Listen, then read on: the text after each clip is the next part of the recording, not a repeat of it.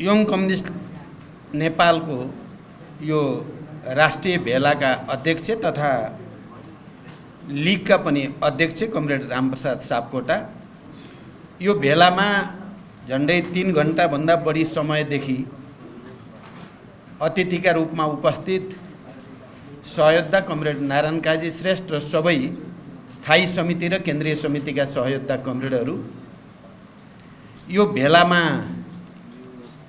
विभिन्न जन र वर्गीय सङ्गठनको प्रतिनिधित्व गर्दै शुभकामना दिन आउनुभएका सबै साथीहरू, विभिन्न राजनीतिक दलसँग सम्बन्धित युवा सङ्गठनका प्रतिनिधिहरू जो यहाँ शुभकामना दिनु पनि भयो, त्यसको लागि उपस्थित हुनुहुन्छ र 3 घण्टादेखि बडो धैर्यताका साथ बसिराख्नु भएको छ। ती सबै साथीहरू सातै प्रदेशमा भेला भएर यसलाई सफल पार्नको लागि सक्रिय योगदान गर्ने सबै प्रतिनिधि, पर्यवेक्षक साथीहरू, पत्रकार मित्रहरू, सबभन्दा पहिला त म पनि यो भेलाको पूर्ण सफलताको निम्ति पार्टीको तर्फबाट र मेरो तर्फबाट हार्दिक शुभकामना व्यक्त गर्न चाहन्छु र मभन्दा पहिला बोलेर बधाई र शुभकामना भन्ने सबै साथीहरूलाई म पार्टीको तर्फबाट धन्यवाद पनि भन्न चाहन्छु। यहाँ एउटा त युवाहरूले नै गर्नुपर्ने, गर्न सक्ने त्यो विज्ञान प्रविधिको सबभन्दा पहिलो उपयोग आधुनिक प्रविधिको सबभन्दा पहिला युवाहरूले नै त्यसलाई टिप्न सक्छन्, आत्मसात गर्न सक्छन्, प्रयोग गर्न सक्छन्। त्यो प्राकृतिक नियम जस्तै हो, विकासको नियम जस्तै हो।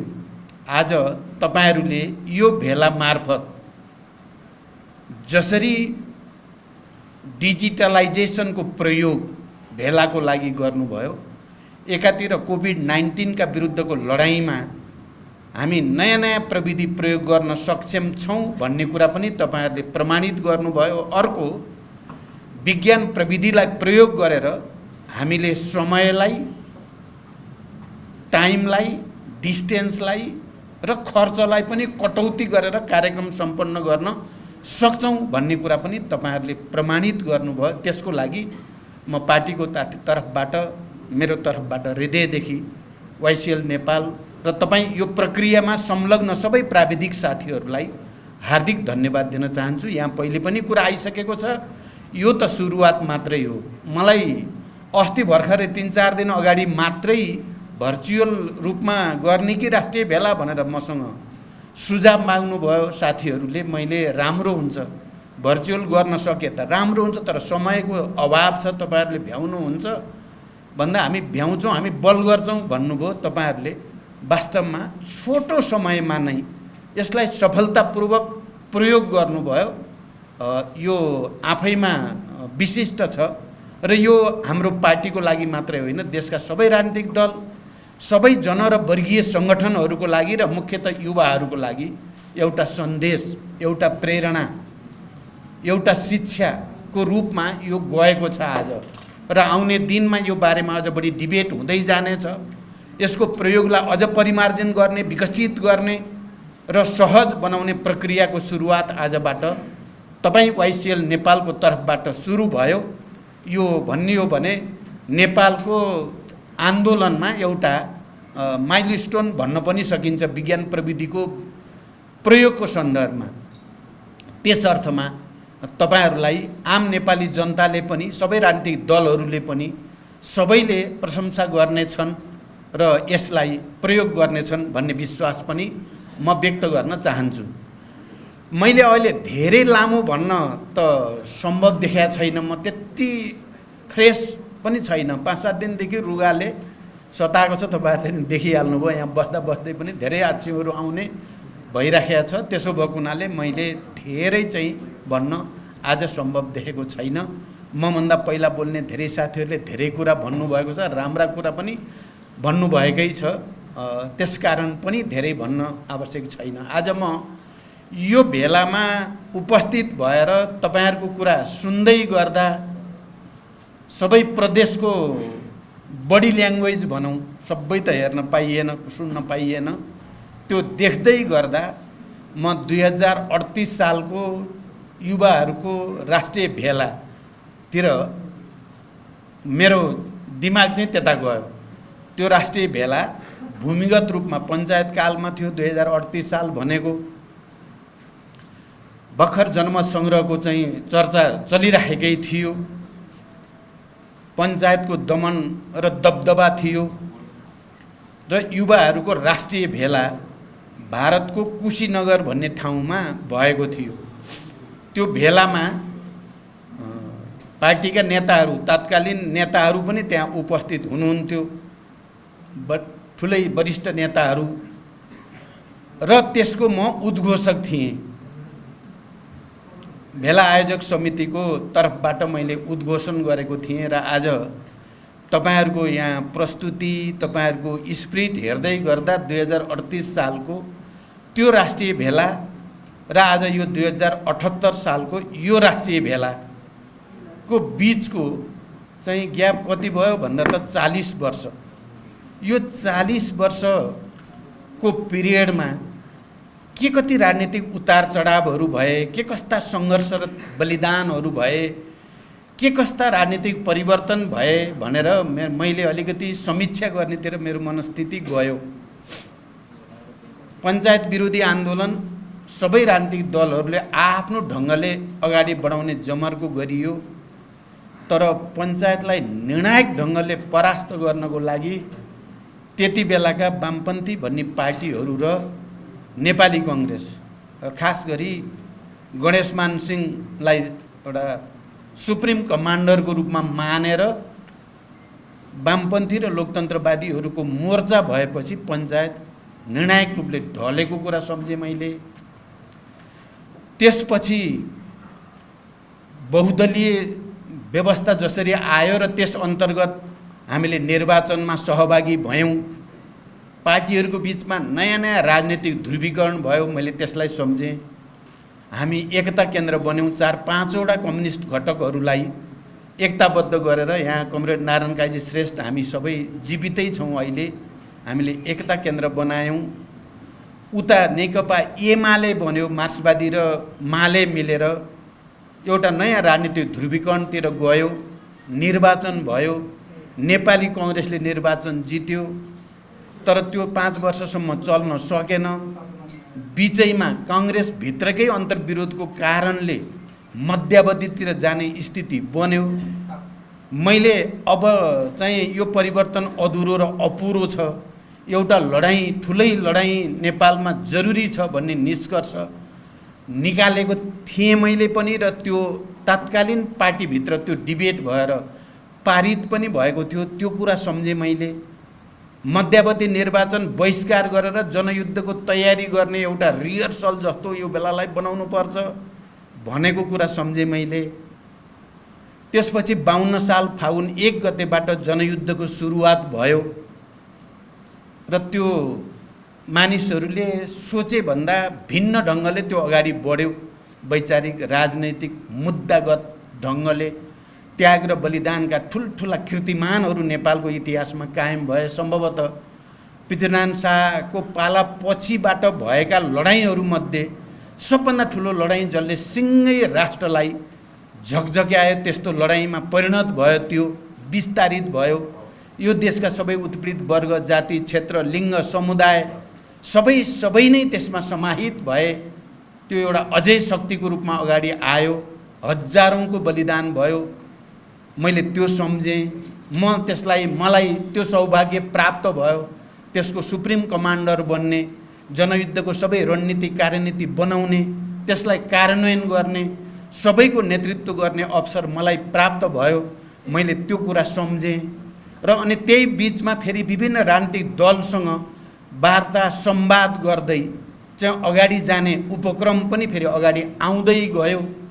अनि राजाको निरङ्कुशताका विरुद्ध लड्नको लागि हामीले तत्कालीन 7 राजनीतिक दल, जसको नेतृत्व गिरिजाप्रसाद कोइराला नेपाली कङ्ग्रेसका सभापतिले गर्नुहुन्थ्यो। मेरो त्यति बेलै भूमिगत रूपले पटक पटक गिरिजाबाबुसँग भेटघाट भयो, कुराकानी भयो। मैले त्यो कुराकानीमा पनि आफूले नेतृत्व गर्ने अवसर मैले प्राप्त गरेँ र एउटा नयाँ राजनैतिक प्रयोग फेरि अगाडि आयो। युद्धलाई शान्तिमा रूपान्तरण गर्ने, निरङ्कुश राजतन्त्रलाई समाप्त गर्ने र देशलाई गणतन्त्रको नयाँ युगतिर लैजाने भन्ने समझदारी बनाउने प्रक्रिया अगाडि आयो। त्यसको पनि मलाई चाहिँ सक्रिय भूमिका खेल्ने गिरिजाबाबुसँग, सात राजनीतिक दलसँग र पटक पटक बैठक गराउने नारायण काजी श्रेष्ठ यही हुनुहुन्छ। ती सबै बैठकहरू कहिले सिलगढी, कहिले दिल्ली, कहिले रोल्पा, कहिले कहाँ, कहिले सल्यान, कहिले रुकुम, विभिन्न खालका वार्ताहरू भए। मैले त्यो कुरा पनि सम्झेँ।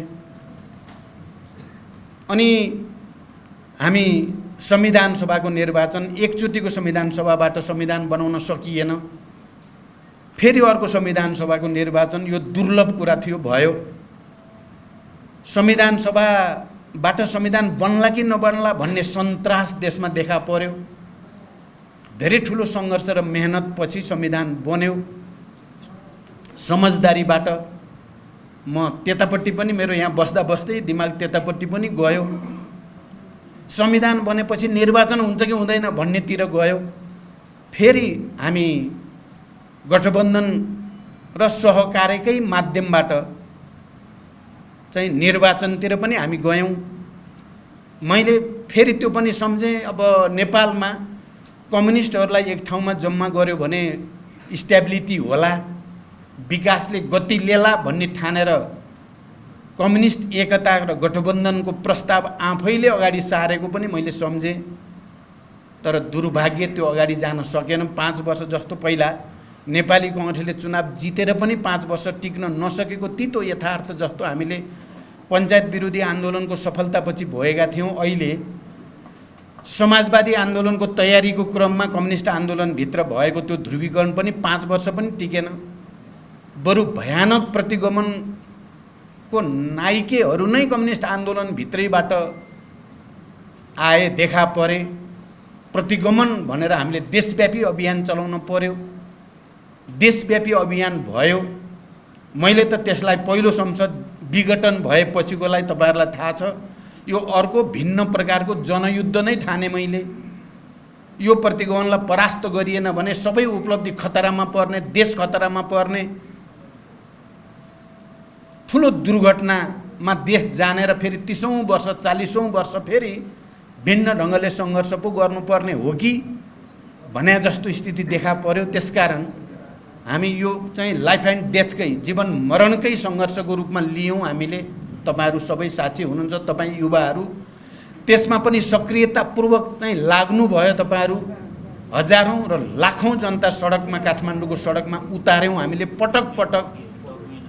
अरू राजनीतिक दलहरूले पनि आफ्नो ठाउँबाट यो प्रतिगमनै हो, यो निरङ्कुशता नै हो, यो संविधान र लोकतन्त्रका विरुद्ध घात हो भन्ने ढङ्गले आए। मैले त्यो कुरा पनि सम्झेँ। र दोस्रो पटकको संसद विघटन, फेरि त्यसलाई परास्त गर्नको लागि हामीले बनाएको गठबन्धन 5 दलको जो मोर्चा बन्यो, त्यो मोर्चाले जसरी पहल कदमी गर्यो र अहिले नयाँ सरकार गठन हुने ठाउँसम्म र निरङ्कुश र प्रतिगमनकारी प्रवृत्तिलाई परास्त गरेर यहाँसम्म आउने ठाउँ बन्यो। मैले आज तपाईँहरूको यो राष्ट्रिय भेलामा बस्दै गर्दा यो चित्र 38 सालदेखि 78 सालसम्म, पहिलो राष्ट्रिय भेलाबाट म त्यसको प्रमुख नेता भनिएको थिएँ त्यति बेला 38 सालमा। त्यो भनेको म 27 वर्षको थिएँ। म जति बेला पहिलोचोटि युवा सङ्घको म अध्यक्ष भएँ, मुख्य नेतृत्व भएँ, 27 वर्षको थिएँ। जति बेला म एउटा पार्टीको एउटा समूहको चाहिँ महासचिव भएँ, म 35 वर्ष पुगेर 36 भर्खर टेकेको थिएँ। अहिले तपाईँहरूलाई हेर्दा अब तपाईँहरूको चाहिँ काँधमा मैले के अनुभूत गरेँ भने यो समाजवादी आन्दोलन अगाडि बढाउने अब तपाईँहरूले हो। हामी तपाईँहरूको लागि वातावरण बनाउने। त्यति बेला मोहन विक्रम सिंह अहिले जीवितै हुनुहुन्छ, निर्मल लामा बितेर जानुभयो। मोहन विक्रम, निर्मल लामा लगायतका नेताहरूको निर्देशन थियो युवाहरूलाई। हामी उहाँहरूको निर्देशनलाई सिरोपर गरेर पुरै सक्रियतापूर्वक खट्थ्यौँ देशव्यापी रूपमा र एउटा वातावरण बनेको थियो। अहिले त्योभन्दा तपाईँहरूको लागि अझ राम्रो वातावरण छ। अहिले पार्टी छ, पार्टीहरू छन्, राजनीतिक सिस्टम छ, नयाँ संविधान छ, समाजवाद उन्मुख भनेर चाहिँ परिलक्षित गरिएको थुप्रै मौलिक अधिकारका विषयहरू भएको, समावेशी समानुपातिक मान्यतालाई आत्मसात गरेको संविधान छ र यसमा टेकेर समाजवादी आन्दोलनको तयारी गर्ने र समाजवादी आन्दोलनभित्रैपट्टिबाट सामन्तवादका अवशेषहरूको अन्त्य गर्ने, राष्ट्रियतालाई अझ सुदृढ गर्ने र यो राष्ट्रलाई, यसको आत्मसम्मानलाई अभिवृद्धि गर्ने जिम्मेवारी छ हामी सबैको काँधमा। हाम्रो चाहिँ आशा के छ, तपाईँहरूमाथि छ। मैले यो भेला हेर्दै गर्दा तपाईँहरूमा कस्तो उत्साह छ या छैन, तपाईँहरू कतिको समर्पित भावनामा हुनुहुन्छ या हुनुहुन्न। फेरि मैले हेर्दा खालि माओवादी पार्टी मात्रै होइन, अहिले त हामी गठबन्धन छौँ, 5 पार्टी एक ठाउँमा उभिएका छौँ। धेरै ठुलो मेहनत र दुःखले यो गठबन्धन बनेको हो। यसको रक्षा गर्नु छ, संविधानको रक्षाको निम्ति, परिवर्तनको रक्षाको निम्ति यो गठबन्धनलाई रक्षा पनि गर्नु छ, सुदृढ पनि गर्नु छ। म तपाईँहरूलाई यस अर्थमा पनि धन्यवाद भन्न चाहन्छु कि तपाईँहरूले करिब गठबन्धनका सबै युवा नेताहरू, विद्यार्थी नेताहरूलाई यहाँ बोलाउनु भएको छ, उहाँहरूलाई बोल्न लगाउनु भयो, शुभकामना दिन लगाउनु भयो, उहाँहरूले पनि मुक्त कण्ठले गर्नुभयो। यो पक्ष पनि नेपालको राजनीतिमा धेरै नै महत्त्वपूर्ण छ। हामीले आफ्नो पार्टीलाई बलियो बनाउने, आफ्नो सङ्गठनलाई बलियो बनाउने कुरा प्राथमिकता छँदैछ, तर देशको राजनीतिले के बताएको छ, इतिहासले के बताएको छ भने जति जति बेला हामी विभिन्न फिलोसफी, विभिन्न राजनीतिक एजेन्डा भएका पार्टीहरू जो लोकतन्त्रका पक्षमा, राष्ट्रियताका पक्षमा, स्वतन्त्रताका पक्षमा छौँ, ती जहाँ जहाँ मिलेका छौँ ठुल्ठुला राजनीतिक परिवर्तन नेपालमा सम्भव भएको छ। प्रतिगामी र निरङ्कुशतावादीहरूलाई हामीले परास्त गरेका छौँ। जति जति बेला हामी आपसमा विवाद गरेर बसेका छौँ, प्रतिक्रियावादी सफल भएको छ र हामी सबैले दुःख पाएका छौँ, राष्ट्रले, जनताले पनि दुःख पाएको छ। त्यसकारण पनि आजको दिनमा अझै पनि चुनौती सकिए भन्ने छैन। अझै पनि विभिन्न चाहिँ प्रतिक्रियावादी भनौँ शक्तिहरूले कुनै न कुनै रूपमा यो गठबन्धनलाई कमजोर पार्ने, यो परिवर्तनलाई उल्ट्याउने, कहीँ न कहीँ पुरातन पन्थतिर फर्काउने कसरतहरू सकिएका छैन। त्यसकारण तपाईँ युवा साथीहरूले यो जिम्मेवारी गम्भीरतापूर्वक आत्मसात गर्नुपर्ने र त्यसको निम्ति सृजना, सक्रियता, गतिशीलता, नयाँ चिजलाई ग्रास्प गर्न सक्ने क्षमताका कारणले युवाहरूले नै मुख्य रूपमा त्यसलाई समाजमा स्थापित गर्न पहल कदमी लिनुपर्छ भन्ने म ठान्छु। तपाईँहरूको उमेर नै त्यस्तो उमेर हो जसले आत्मसात गरेर सक्रियतापूर्वक लाग्यो भने ठुल्ठुला प्रतिक्रान्तिकारी षड्यन्त्रहरूलाई परास्त गर्न सकिन्छ। ठुल्ठुला षड्यन्त्रहरूलाई हामीले विजय हासिल गरेर नयाँ ठाउँमा लान सकिन्छ। मेरो अपिल त्यही हुन्छ कि तपाईँहरूले यो कुरालाई गहिरो गरी आत्मसात गर्नुहोस् र हाम्रो आशा तपाईँहरूमाथि छ। अहिले अब हामी झन्डै भनौँ न, अब 70 को दशकतिर पुग्ने भने त जीवनको उत्तरार्धतिर नै हो। हुन त फेरि के कुरा पनि हेक्का रहोस् भने चाहिँ विचार र प्रवृत्ति चाहिँ बुढो हुँदैन, भौतिक शरीर चाहिँ बुढो हुन्छ मान्छेको, तर प्रवृत्ति र विचार भन्ने कुरा बुढो हुने कुरा चाहिँ होइन। मेरो एउटा प्रवृत्ति छ भने त्यो प्रवृत्ति बाँचिन्जेल रहन्छ। अब त झन् प्रवृत्ति बदल्न सकिँदैन यो उमेरमा। त्यसो भएर अहिले पनि मलाई र हाम्रो पार्टीलाई के महसुस हुन्छ भने युवाहरूलाई अगाडि ल्याउनु पर्यो है, नत्र ढिलो हुन्छ। पार्टीको केन्द्रीय समितिमा पनि, प्रदेश समिति, जिल्ला समिति, जनसङ्गठन सबैमा पनि युवा नेतृत्वलाई जति प्रमोट गर्न सक्यो त्यति परिवर्तनको आन्दोलनले गति प्राप्त गर्न सक्छ, जीवन्त हुन सक्छ र सबै खाले प्रतिक्रियावादी, प्रतिक्रान्तिकारी, निरङ्कुशतावादी, तानाशाही प्रवृत्तिलाई परास्त गर्न सकिन्छ भन्ने विश्वासले नै हामीले युवाहरूलाई कम्तीमा 20% प्रत्येक कमिटीमा प्रमोट गर्ने कुरा अहिले विधानमा नै हामीले व्यवस्था गरेका छौँ र केन्द्रीय समितिले पारित गरेको छ। यो कुनै सामान्य कुरा होइन, यो कुनै आवेगमा आएर गरिएको कुरा पनि होइन। यो इतिहासलाई, क्रान्ति र परिवर्तनको प्रवाहलाई गति दिने सोचे सम्झेको रणनीति अन्तर्गत हामीले गरेको हो।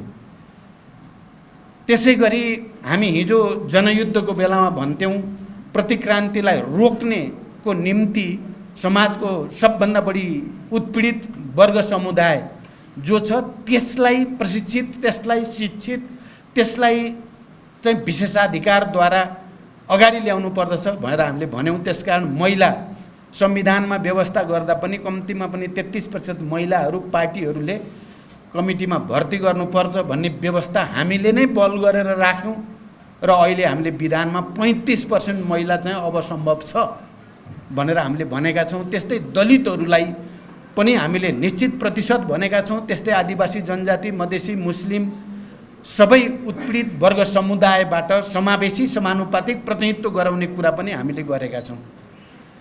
युवा साथीहरू, यो सबै चाहिँ यो भविष्यमा फेरि प्रतिक्रान्ति, प्रतिगमन या चाहिँ गलत बाटोतिर देश जान नपाओस्, सकारात्मक दिशामा नै आन्दोलन अगाडि बढिराखोस् भन्नको निम्ति गर्न खोजिएको छ। र अहिले भर्खरै केन्द्रीय समितिको बैठक बस्यो, तपाईँहरूलाई थाहा छ, जहाँबाट हामीले एउटा प्रतिवेदन र विधान अहिले हामीले एउटा भनेका छौँ भूमिकाको रूपमा पारित गरेका छौँ र त्यसलाई हामी आउने पुसमा गरिने राष्ट्रिय सम्मेलनमा गएर त्यसलाई सापेक्षिक पूर्णता दिने र एउटा विचार संश्लेषणमा पुर्याउने आजको अन्तर्राष्ट्रिय परिस्थिति, आजको उत्पादक शक्तिको विकास, आजको विज्ञान प्रविधिले ल्याएको परिवर्तन, त्यसले मान्छेको मनोविज्ञानमा, मान्छेको चेतनामा पारेको प्रभाव, यो सबै कुराको र नेपालको आजको चाहिँ उत्पादक शक्ति र उत्पादन सम्बन्धको स्थिति, हाम्रा छिमेकीहरूको स्थिति, सबै कुराको पनि समीक्षा गरेर एउटा आउने दिनको लागि, कमसेकम आउने दशकहरूको लागि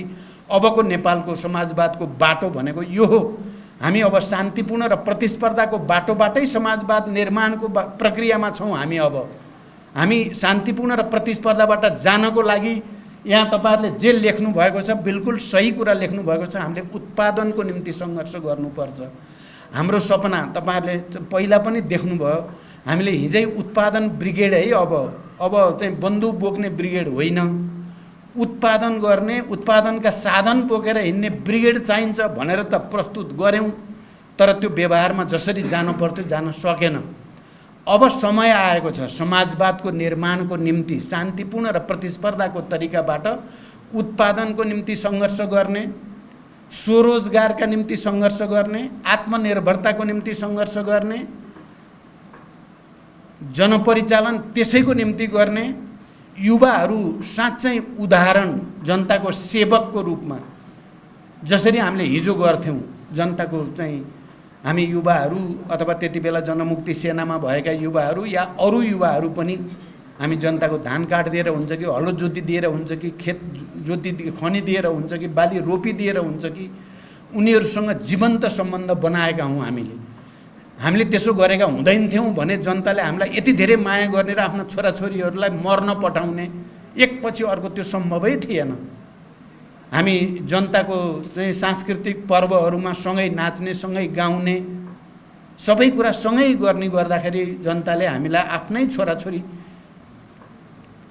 ठानेर नै मर्नको लागि हाँसी हाँसी खुसी साथ बलिवेदीमा पठाउने कुरा सजिलो कुरा त थिएन, तर हामीले त्यसै गऱ्यौँ।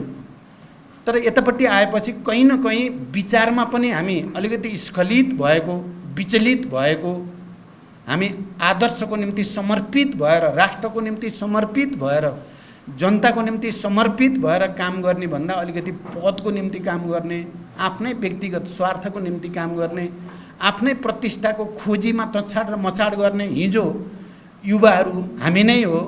चाहिँ अप्ठ्यारो कामको जिम्मा मैले पाउन पाए हुन्थ्यो भन्ने प्रवृत्तिका थियौँ हामी। मोर्चामा अग्रपङ्क्तिमा मलाई पठाइयोस् भनेर झगडा गर्ने हिजो हामी, आज मलाई चाहिँ यो पदमा पठाइयोस् भनेर झगडा गर्नेमा हामी रूपान्तरण हुँदै जाने खतरा भएकै छ। यसले त हामीले सोचे जस्तो समाज, हामीले सोचे जस्तो राष्ट्र निर्माण गर्न सकिँदैन। त्यसकारण अहिले केन्द्रीय समितिमा हामीले एउटा सङ्कल्प गरेर आएका छौँ युवा साथीहरू, होइन हामी परिवर्तनका वाहकको रूपमा, जनताका सेवकको रूपमा, यो राष्ट्रको एकताको निम्ति समर्पित शक्तिका रूपमा, विचारको स्वत्व, विचारको एउटा मौलिकता हामीले दिन नसक्ने र आदर्शको निम्ति समर्पित भएर लड्न नसक्ने हो भने हाम्रो औचित्य यो देशमा रहँदैन बाँकी भने छौँ हामीले। केन्द्रीय समितिमा, किनभने त्यसको निम्ति नेपाली कङ्ग्रेस पनि पार्टी छ, एमाले केपी ओलीको नि छँदैछ, अरू पार्टी पनि छन्। उस्तै काम हामीले पनि उस्तै नै गरिराख्ने हो भने हामी अलगै पार्टी किन हुन पर्यो? त्यहीँ गएर बसे भयो नि त। त्यसकारण जनतालाई हामीले झुट नबोल्ने, जनतालाई नठग्ने, मुखले एउटा कुरा भन्ने व्यवहार ठिक उल्टो गर्ने जो प्रवृत्ति हामी लड्यौँ नि अहिले 3 वर्षदेखि हामी प्रताडित पनि भयौँ। हामी यहाँ स्थायी समितिका नेताहरू यति धेरै हैरान परेशान भयौँ 3 वर्षमा। हामी त कस्ता परियो भने हामी हिजो जनयुद्धमा पनि ढाँडछलको राजनीति त हुँदैन, विज्ञानमा बेइमानी चल्दैन। विज्ञानमा त जे सत्य हो त्यही कुरा भने मात्रै विज्ञानको सेवा हुने हो, नभएको कुरा ढाँटेर त हुँदैन। कारण हाम्रो बानी के पर्यो भने सिधा सिधा बोल्ने, जे बोलिएको छ त्यही बुझ्ने, त्यही भनेको होला भन्ने बुझ्ने परियो हामी। तर अब यहाँ खास गरी एमालेको हाम्रो केपी प्रवृत्ति भने के रहेछ भने भन्ने एउटा गर्ने ठिक उल्टो। म भ्रष्टाचार गर्दिनँ, गर्न पनि दिन्नँ। कति राम्रो स्टेटमेन्ट! योभन्दा राम्रो स्टेटमेन्ट हुन्छ भ्रष्टाचार विरुद्ध? मैले त केपीलाई भन्ने कति राम्रो भन्न सके तपाईँले, म त सक्दिनँ यति राम्रोसँग भन्न। म भ्रष्टाचार गर्दिनँ, गर्न पनि दिन्नँ, गर्ने मान्छेलाई देख्न पनि सक्दिनँ भनेको छ। के को लागि भन्नुहुँदो रहेछ भन्दा त भ्रष्टाचारलाई छोप्नलाई भन्ने भाषा पो त्यो लेभल रहेछ क्या। त्यो त कुरा भन्नु, त्यो लेभल देखाउने क्या। रक्सी अर्कै छ, लेभल त्यो राख्ने गर्ने रहेछ उहाँको बानी त। अब यो कुरो तपाईँहरूले बुझ्नु भएको छ नि। अब कतिपय साथीले यो एकता गर्नु नै बेकार गर्यो प्रचण्डले भन्ने पनि कतिपय बेला लाग्छ साथीहरूलाई, मलाई थाहा छ। गर्नै नहुने काम गर्यो भन्ने मलाई चाहिँ त्यो लागेको छैन। फेरि गर्नै पर्थ्यो एकता त। र एकता गर्ने बेला विचार राजनीति नमिलाइकन गर्यो भन्ने पनि कतिपय साथीहरूलाई छ। तपाईँहरूले राजनीतिक प्रतिवेदन हेर्नुभयो, विधान हेर्नुभयो भने केपी ओली र मैले दुइटैले सही गरेका छौँ। त्यसमा माओवादी जनयुद्धले नै सङ्घीय लोकतान्त्रिक गणतन्त्र स्थापनामा मुख्य भूमिका खेलेको हो भन्ने कुरा केपीले सही गरे। कुरा भन्नुभयो नेपालमा उत्पीडित वर्ग, जाति, क्षेत्र, समुदायमा राजनीतिक जागरण ल्याउनमा माओवादी आन्दोलनले निर्णायक भूमिका खेल्यो भन्नेमा केपीले सही गरेका छन्। अनि अध्यक्ष पालो पालो, प्रधानमन्त्री पनि पालो पालो भन्नेमा नि सही गरेका छन् भनेपछि त अब त्यहाँभन्दा के चाहियो? हामीले त जे भनेको त्यही हुन्छ भन्ने बुझियो। तर पछि त त्यो त उनी खालि प्रधानमन्त्री प्राप्त गर्नको लागि ठगी धन्दा रहेछ त्यो त। हामीले चाहिँ उनको ठगी धन्दा त्यो अब तमसुकमा सही गरेपछि त भयो भन्ठानियो क्या। हामीले तमसुक हेरेर बसियो, बिचरा उनले प्रधानमन्त्री पड्काए, लगो लै पारे। अस्ति चाहिँ गठबन्धनको मिटिङमा हामी सबै थियौँ। शेरबहादुरजीको चाहिँ घरमा यो सरकार बन्नुभन्दा अगाडि साथीहरूले मलाई सोध्नुभयो, होइन तपाईँले केपीसँग एकता गरेर के पाउनुभयो भन्नुभयो क्या। अब के भन्नु, मैले भने ज्ञान प्राप्त गरेर आएँ, अरू त के पाउनु छ। ठुलो ज्ञान प्राप्त गरेर आएको छु। त्यो ज्ञान अब काङ्ग्रेसलाई पनि काम लाग्छ, अब अरू साथीहरू माधवजीलाई नि काम, सबैलाई काम लाग्ने ज्ञान प्राप्त गरे भने जस्तै लाग्छ। ज्ञान चाहिँ प्राप्त भयो। तपाईँहरूले अस्ति सुन्नुभयो होला। तर फेरि हामी घिउभन्दा नरम कोमल पनि छौँ। साह्रै अत्याचार भएपछि विद्रोह गर्ने कठोर पनि हामी नै हो नि नेपालमा। बडो नरम भएर हामीले एकता पनि गऱ्यौँ। तर उनको निरङ्कुशता, बेइमानी, जाल जेल, छल कपट नजिकबाट बुझेपछि त्यसलाई निर्णायक ढङ्गले प्रहार गर्ने विद्रोहको नेतृत्व पनि त हामीले नै गऱ्यौँ नि त। यो कुरा तपाईँ युवा साथीहरूले गहिरो गरी बुझ्न जरुरी छ। हामीले नै गऱ्यौँ नि त। अहिले कसले परास्त गर्यो त फेरि केपी प्रवृत्तिलाई? बादशाहलाई घोडाबाट ढाले जस्तो गरी ढालियो कसले त भन्ने पनि विचारणीय छ नि त। त्यस कारण हामी राष्ट्रप्रति, जनताप्रति, परिवर्तनप्रति, लोकतन्त्रप्रति हामीले गठबन्धन गर्दाखेरि 3टा कुरा मेन भन्यौँ। संविधानको रक्षा, लोकतन्त्रको रक्षा र राष्ट्रियताको रक्षाको निम्ति हो यो गठबन्धन। यो 3टाको रक्षा गर्ने कुराको आवश्यकता रहँदासम्म यो गठबन्धन चलिराख्छ भनेर प्रतिज्ञा गरेका छौँ जनताको अगाडि। अब यसलाई चाहिँ अगाडि लान तपाईहरुले विशेष सक्रियता, अब हिजोको जस्तो रोल होइन, मैले अघि भने नि, अब बन्दुक समातेर त होइन, अब औजार समातेर, उत्पादनका औजार समातेर, सांस्कृतिक रूपान्तरणको निम्ति जनतासँग गएर जोडिएर जनताको सेवा गरेर जनपरिचालनलाई नयाँ उचाइमा उठाएर युवाहरूको मन जितेर विज्ञान प्रविधिको प्रयोग गरेर हामीले नयाँ सेना बन्नु छ। अब समाजवादको नयाँ सेना, समाजवादी क्रान्तिको नेता हुने अवसर तपाईहरुलाई छ, तपाई युवा साथीहरुलाई छ। जसरी 38 सालको कुरा गर्दै गर्दा म युवा संघको त्यति बेलाको चाहिँ प्रमुख, म प्रधानमन्त्री पनि दुईचोटि भइसकेँ, पार्टी प्रमुख पनि भएँ। अब मलाई छिटोभन्दा छिटो बिदा गरेर संस्मरण लेख्न मन छ, तर तपाईहरु तयार नहुँदासम्म मैले सुख पाउने साँट छैन।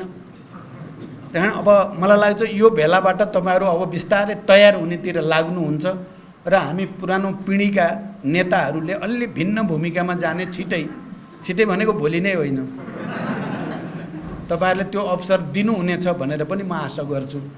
यो क्रान्तिको विकास भन्ने कुरा के छ भने मार्क्सले भन्दाखेरि, मार्क्स त अब यो 1000 वर्ष यताकै मानिसको दिमागमध्ये सबभन्दा विलक्षण प्रतिभा भनेर त सबैले माने।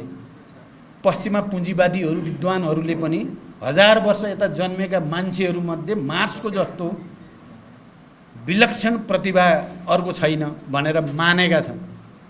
उहाँले भन्नुभएको थियो क्या, क्रान्ति भने चाहिँ ले के गर्छ अरे भने बलियो प्रतिक्रान्तिलाई जन्म दिँदै अगाडि बढ्छ, त्यसलाई परास्त गर्दै अगाडि बढ्छ। यो कुरा बडो हेर्दा सामान्य देखिन्छ, तर कुरा गहिरो छ। तपाईँ हेर्नुहोस् त, हामी 7 सालमा परिवर्तन भयो, 17 सालमा झन् ठुलो प्रतिक्रान्तिलाई जन्म दियो क्या। बलियो प्रतिक्रान्तिलाई जन्म दिँदै क्रान्ति फेरि 30 वर्ष लडाइँ लडेर फेरि त्यो हराउन पर्ने भयो, क्रान्ति फेरि अगाडि बढ्यो। फेरि ज्ञानेन्द्रको निरङ्कुशतालाई जन्म दियो, त्यसले फेरि प्रतिक्रान्ति, फेरि त्यसलाई परास्त गर्न पर्यो हामीले 12 बुँदे समझदारी हुँदै।